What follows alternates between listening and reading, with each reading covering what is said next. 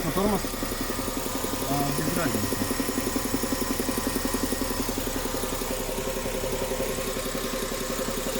На тормоз нажимаешь, тоже вращаешь?